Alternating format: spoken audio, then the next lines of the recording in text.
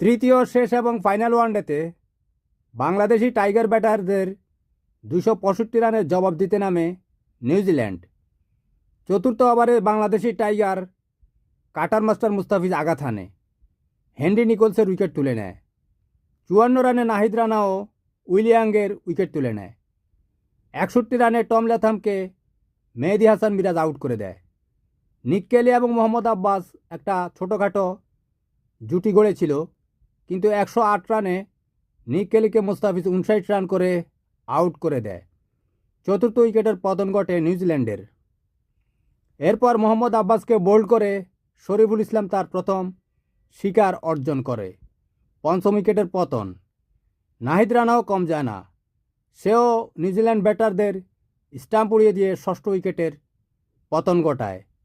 154 রানের মধ্যেই বাংলাদেশি বোলারদের পরপর আঘাতে 8 উইকেট হারিয়ে ধুঁকতে থাকে নিউজিল্যান্ড।